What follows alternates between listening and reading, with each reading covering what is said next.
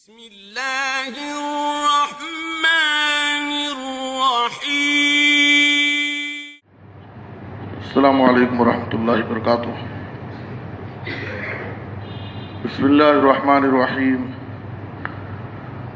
عن ابی ذر رضی اللہ تعالی عنہ قال له رسول اللہ صلی اللہ علیہ وسلم اوصیک بتقوی اللہ تعالی فی سر امرک وعلانیتہ وَإِذَا أَسَأْتَ فَأَحْسِنْ وَلَا تَسْأَلَنَّ أَحَدًا شَيْئًا وَلَا تَقْبِضْ أَمَانَةً وَلَا تَخْزِ بَيْنَ اثْنَيْنِ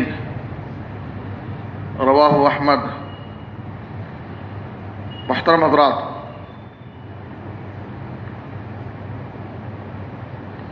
کل کے درس میں آپ کے سامنے نبی صلی اللہ علیہ وسلم کی ایک جامع وصیت جو آپ صلی اللہ علیہ وسلم نے ابو ہریرہ رضی اللہ تعالیٰ عنہ کو کی تھی، 3 باتوں کی وصیت، وہ وصیت ذکر کی گئی تھی۔ آج کے درس میں بھی آپ صلی اللہ علیہ وسلم کی ایک وصیت کا تذکرہ ہے جو آپ صلی اللہ علیہ وسلم نے ابو ذر رضی اللہ تعالیٰ عنہ کو کی ہے۔ یہ حدیث مسند احمد میں ہے اور امام البانی رحمہ اللہ نے صحیح الترغیب اور صحیح الجامع میں اس حدیث کو حسن قرار دیا۔ آپ صلی اللہ علیہ وسلم نے ابو ذر رضی اللہ تعالیٰ عنہ کو وصیت کرتے ہوئے کہا اوصیک بتقوی اللہ تعالی فی سر امرک وعلانیتہ، میں تمہیں اللہ کے تقوی کی وصیت کرتا ہوں، اللہ کا تقوی اختیار کرو۔ فی سر امرک،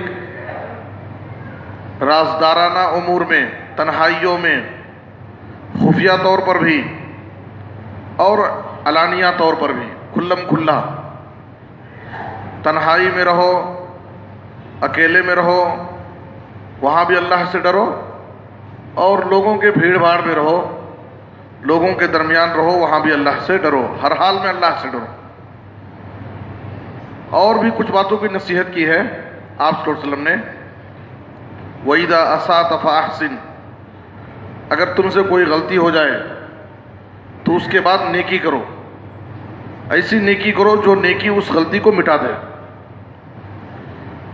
وَلَا تَسْأَلَنَّ أَحَدًا شَيْئًا، کبھی کسی سے کسی چیز کا سوال مت کرو، کسی بھی چیز کا سوال مت کرو۔ آگے روایت میں ہے، ایک روایت میں وَإِن سَقَطَ صَوْتُكَ عَلَى الْأَرْضِ، یہاں تک کہ اگر تم سواری پر سوار ہو کر کے جا رہے ہو اور تمہارا کوڑا زمین پر گر جائے تو وہ بھی سوال مت کرو کہ اٹھا کر کے مجھے دے دو، کسی خود اتر کر کے اپنا کوڑا لے لو۔ یہاں تک نبی صلی اللہ علیہ وسلم لوگوں کو سوال کرنے سے منع کرتے تھے، کسی سے کوئی چیز کسی چیز کا سوال مت کرو، یعنی ہر شخص اپنی عزت نفس کا خیال رکھے اور خودداری کی زندگی گزارے۔ چاہے جائے کہ چھوٹی چھوٹی باتوں کو لے کر کے لوگوں کے سامنے اپنی ضرورتوں کو بیان کرنا، اپنی محتاجگی کا شکوہ کرنا، اپنی پریشانی کا اظہار کرنا اور لوگوں سے مدد کی درخواست کرنا، جبکہ آدمی اس کا مستحق نہیں ہے، اس کا حقدار نہیں ہے، تو یہ تو اور بری چیز ہے۔ آپ صلی اللہ علیہ وسلم نے کہا کہ کسی سے کسی بھی چیز کا سوال مت کرو، اور آپ صلی اللہ علیہ وسلم نے نصیحت کرتے ہوئے کہا وَلَا تَقْبِضْ أَمَانَةً، کسی کی امانت اپنے پاس مت رکھو، اس لیے کہ امانت میں خیانت بڑا سنگین جرم ہے۔ امانت رکھنے کے بعد اس کا حق ادا کرنا پڑے گا، اس میں کسی طرح سے تمہارے طرف سے خیانت نہ ہونے پائے، اس لیے کہ امانت میں خیانت یہ بہت بڑا جرم ہے، اس لیے کسی کی امانت رکھو ہی مت۔ وَلَا تَخْزِ بَيْنَ اثْنَيْنِ، اور 2 آدمی کے درمیان بھی فیصلہ مت کرو۔ نبی صلی اللہ علیہ وسلم نے یہ جو آخر کی 2 نصیحتیں ابو ذر رضی اللہ عنہ کو کی ہے کہ امانت کسی کی تمہارے پاس مت رکھو، 2 آدمی کے درمیان بھی فیصلہ مت کرو، یہ اس لیے کی ہے کہ ابو ذر رضی اللہ عنہ ان سب امور میں تھوڑا کمزور تھے، ذمہ داریاں سنبھالنے میں کمزور تھے، ان کے اندر اتنی طاقت نہیں تھی کہ وہ لوگوں کی ذمہ داریاں سنبھال سکیں. اس لیے کہ آپ صلی اللہ علیہ وسلم نے ایک مرتبہ ابو ذر رضی اللہ عنہ سے اس بات کا اظہار بھی کیا تھا. صحیح مسلم کی حدیث میں ہے، یا ابا ذر انی اراک ضعیفا، اے ابو ذر میں تم کو کمزور دیکھتا ہوں، تم ذمہ داری کے معاملے میں ذرا کمزور ہو. وانی احب لک ما احب لنفسی، اور میں اپنی ذات کے لیے جو پسند کرتا ہوں وہی تمہارے لیے بھی پسند کرتا ہوں، اس لیے میں تمہیں نصیحت کر رہا ہوں، لا تأمرن علی اثنین، دو آدمی پر بھی کبھی امیر مت بننا. دو آدمی کا بھی اگر تمہیں بڑا بنایا جائے تو یہ ذمہ داری قبول مت کرنا، اس لیے کہ ذمہ داری میں تم کمزور ہو. ولا تولین مال یتیم، اور کبھی کسی یتیم کے مال کی سرپرستی مت کرنا، اس لیے کہ یہ بھی بہت امانت داری کی چیز ہے، بہت بڑا حق ہے. یتیم کے مال کی سرپرستی کرنا، اگر تھوڑی سی اس میں خیانت ہو گئی تو آدمی اللہ کے نزدیک بہت بڑا مجرم ہو جائے گا، اور خائن کے لیے اللہ کے پاس بڑا سخت عذاب ہے. تو اس لیے آپ صلی اللہ علیہ وسلم نے یہاں پر ابو ذر رضی اللہ عنہ کو جہاں بہت ساری چیزوں کی نصیحت کی ہے، ان میں سے ہر حال میں اللہ کا تقوی اختیار کرنے کی آپ نے وصیت کی. اور ترمذی کی حدیث میں آپ صلی اللہ علیہ وسلم نے یہ نصیحت ابو ذر رضی اللہ عنہ کو بھی کی تھی اور معاذ بن جبل رضی اللہ عنہ کو بھی کی تھی، اتق اللہ حیث ما کنت، تم جہاں کہیں بھی رہو اللہ سے ڈرو، اللہ کا تقوی اختیار کرو. ابن ماجہ کی حدیث میں ہے کہ ایک آدمی سفر پر جا رہا تھا، نبی صلی اللہ علیہ وسلم کی خدمت میں آیا اور اس نے کہا، اللہ کے رسول میں سفر پر جا رہا ہوں، مجھے آپ کچھ وصیت کیجیے. تو آپ صلی اللہ علیہ وسلم نے کہا، اوصیک بتقوی اللہ والتکبیر علی کل شرف، تم سفر پر جا رہے ہو، میں تمہیں اللہ کے تقوی کی وصیت کرتا ہوں، سفر میں تم اللہ سے ڈرنا، اور جب بھی کسی اونچی جگہ بلند جگہ ہے اگر تم چڑھنا تو اللہ اکبر کا ذکر کرنا. بلندی پر چڑھتے ہوئے آدمی اللہ کا ذکر کرے، یہ نبی صلی اللہ علیہ وسلم کی تعلیم ہے، تاکہ آدمی کتنی بھی بلند مقام پر چلا جائے، کتنی بھی اونچی جگہ چلا جائے تو اس کے دل میں اپنی بڑائی کا اظہار نہ ہو کہ میں اتنے بلند جگہ آ گیا ہوں. اللہ اکبر کہہ کر کے اس بات کا احساس اظہار کرے کہ سب سے بڑی ذات اللہ کی ذات ہے، سب سے بڑا اللہ ہے. تو اس لیے یہ تعلیم دی گئی ہے کہ آدمی کسی اونچی جگہ اوپر کہیں جائے، چڑھ کر کے جائے تو اسے وہاں پر اللہ کا ذکر کرتے ہوئے اللہ اکبر کا ذکر خاص طور پر کرنا چاہیے. اسی طرح سے ابو داؤد، ترمذی، ابن ماجہ وغیرہ کی حدیث میں ہے، آپ صلی اللہ علیہ وسلم نے صحابہ کرام کو ایک مرتبہ ایک دن بڑا جامع خطاب کیا.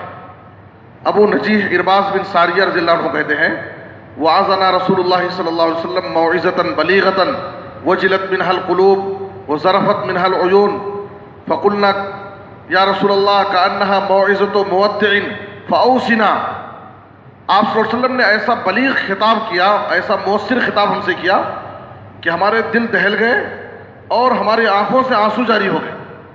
ہم نے آپ کی اس خطاب کو سن کر کے سمجھا شاید یہ آپ کا الوداعی خطاب ہے، کوئی آخری خطاب آپ کا ہے، اس لیے ہم نے آپ سے درخواست کی، اے اللہ کے رسول اس الوداعی خطاب میں آپ ہم کو کچھ اہم باتوں کی وصیت کر جائیے.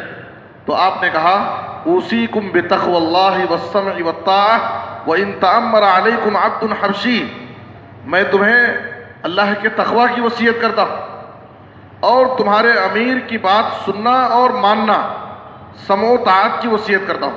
اگرچہ تم پر کوئی حبشی غلام ہی امیر بنا دیا جائے، تمہارا امیر کتنا بھی معمولی آدمی ہو، لیکن اگر وہ امیر ہے تو تم اس کی بات سننا اور اس پر عمل کرنا، اس کی سمع و طاعت کا جذبہ تمہارے اندر ہونا چاہیے.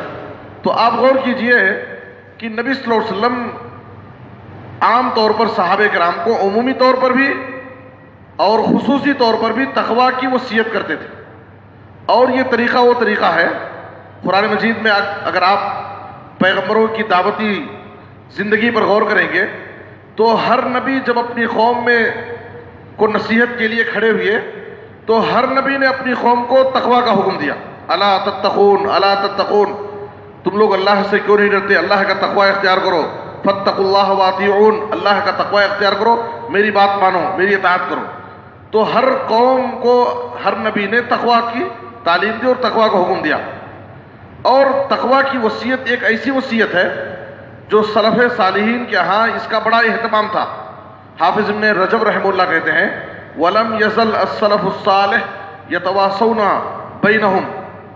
سلف صالحین، صحابہ کرام، محدثین، تابعین ایک دوسرے سے ملاقات کرتے تو تقویٰ کی وصیت کرتے، واعظ و نصیحت کرتے تو بار بار تقویٰ کی وصیت کرتے، خطوط لکھتے تھے تو خطوط میں بھی تقویٰ کی وصیت کرتے تھے.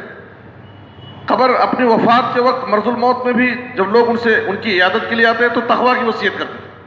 ابو بکر صدیق رضی اللہ عنہ خلیفہ بنائے گئے. پہلا جو انہوں نے خطبہ لوگوں کے سامنے خطبہ خلافت پیش کیا تو سب سے پہلی وصیت انہوں نے اپنے خطبہ خلافت میں جو صحابہ کرام کو کی، اما بعد فإنی اوصیکم بتقوی اللہ، میں تمہیں اللہ کی تقوی کی وصیت کرتا ہوں. اور اپنے مرض الموت میں آخری وصیت جو ابو بکر صدیق رضی اللہ عنہ نے حضرت عمر کو کی تھی، اتق اللہ یا عمر، اے عمر اللہ کا تقوی اختیار کرنا، اللہ سے ڈرنا. تو اس طریقے سے سلف صالحین کے ہاں، صحابہ کرام کے ہاں ہمیشہ جب بھی ایک دوسرے سے ملاقات کرتے تو اتق اللہ یا اخی، اتق اللہ، اللہ سے ڈرو، اللہ کا تقوی اختیار کرو. اور یہ تقوی کی وصیت اللہ تعالیٰ نے قرآن مجید میں تمام اولین و آخرین ہر ایک کو یہ کی وصیت. سورہ نساء کی آیت نمبر 131 میں اللہ نے کہا وَلَقَدْ وَصَّيْنَا الَّذِينَ أُوتُوا الْكِتَابَ مِنْ قَبْلِكُمْ وَإِيَّاكُمْ أَنِ اتَّقُوا اللَّهَ. ہم نے تم سے پہلے اہل کتاب کو اور تم کو یہی وصیت کی ہے کہ اللہ کا تقوی اختیار کرو. تو اللہ کی وصیت یہی ہے تقوی کی وصیت. اور قرآن میں اگر آپ دیکھیں گے تو تقوی کا حکم اللہ تعالیٰ نے یا ایھا الناس کے خطاب سے کیا، یا ایھا الذین آمنوا سے کہا، یا ایھا النبی اتق اللہ بھی کہا، یا ایھا الناس اتقوا ربکم، یا ایھا الذین آمنوا اتقوا اللہ حق تقاته، یا ایھا النبی اتق اللہ. ساری انسانیت کو اللہ نے تقوی کا حکم دیا، اہل ایمان کو تقوی کا حکم دیا.